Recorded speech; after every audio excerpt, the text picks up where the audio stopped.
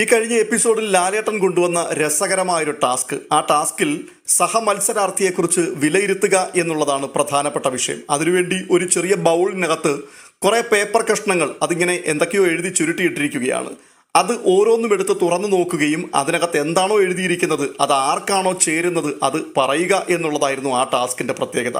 സത്യം പറയാമല്ലോ, ഓരോ ആൾക്കാർക്കും കിട്ടിയത് കറക്റ്റായിട്ടുള്ള പേപ്പറുകൾ തന്നെയായിരുന്നു. കാരണം അവരാഗ്രഹിച്ചിരുന്നത് അതായിരുന്നു എന്ന് തന്നെ പറയേണ്ടി വരും. പ്രത്യേകിച്ച് പ്രേക്ഷകർ കാത്തിരിക്കുന്നത് ഈ ശത്രുതാ മനോഭാവമുള്ള വ്യക്തികൾ എന്തൊക്കെയായിരിക്കും അങ്ങോട്ടും ഇങ്ങോട്ടും എടുത്ത് കാച്ചാൻ പോകുന്നത് എന്നൊക്കെയുള്ളതാണ്. അതുകൊണ്ട് തന്നെ പ്രേക്ഷകർക്ക് ഒട്ടും നിരാശ വരാത്ത രീതിയിൽ തന്നെയാണ് ഓരോ കാര്യങ്ങളും മുൻപോട്ട് പോയത്. അൻസിബ നോറയ്ക്കെതിരെ നല്ല ഒന്നാന്തരം അടിയാണ് അടിച്ചത്.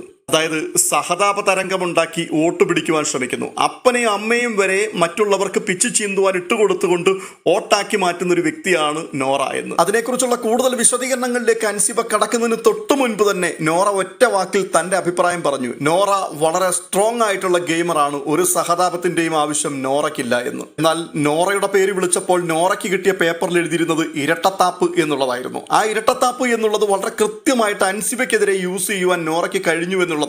അതിനുവേണ്ടി നോറ പറഞ്ഞ ഉദാഹരണം വളരെ കൃത്യവുമായിരുന്നു. മുൻപൊരിക്കൽ അൻസിത്ത പറഞ്ഞു അത്രേ, ജിൻഡോ ചേട്ടൻ ഇത്തരത്തിലുള്ള പണി കാണിച്ചുകൊണ്ടിരിക്കുകയാണെന്നുണ്ടെങ്കിൽ മഗ്ഗെടുത്ത് അയാളുടെ തലയ്ക്ക് എറിഞ്ഞിട്ട് ഫിസിക്കൽ അസോൾട്ട് നടത്തി എന്നുള്ള പേരിൽ ഞാൻ പുറത്തിറങ്ങി പോകേണ്ടി വരും എന്ന്. കാരണം അത്തരത്തിലുള്ള കാര്യങ്ങളൊക്കെയാണ് ആള് ചെയ്തുകൊണ്ടിരിക്കുന്നത്. ഞാനൊരു ഇന്നസെന്റ് ആയതുകൊണ്ട് എന്നെ അയാൾ യൂസ് ചെയ്തുകൊണ്ടിരിക്കുകയാണ്.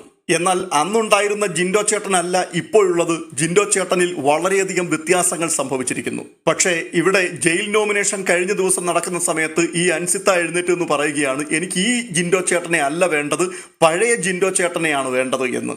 അത് കേട്ടപ്പോൾ ഇതെന്താണ് എന്നുള്ളതിനെക്കുറിച്ച് ഞാൻ കൺഫ്യൂസ്ഡ് ആയി എന്നാണ് പറഞ്ഞത്. സത്യം പറയാമല്ലോ, അൻസിബയുടെ മുഖം മഞ്ഞളിച്ചു പോയി. ഇത്തരത്തിൽ ഓർത്തിരുന്ന് പറയുക എന്ന് പറഞ്ഞു കഴിഞ്ഞാൽ അത് വളരെ ബുദ്ധിമുട്ടുള്ളൊരു കാര്യമാണ്. ഏകദേശം 1.5 മാസങ്ങൾക്ക് മുൻപാണ് ജിൻഡോയ്ക്കെതിരെ ഇങ്ങനെ ഒരു പ്രസ്താവന അൻസിബ അവിടെ നടത്തുന്നത്. അതിനുശേഷം കുറേ നാളുകൾ കഴിഞ്ഞതിന് ശേഷമാണ് ജിൻഡോ ഇപ്പോൾ എന്നെ യൂസ് ചെയ്യുന്നു എന്നുള്ള വാക്ക് ഉപയോഗിക്കുകയും ചെയ്തത്.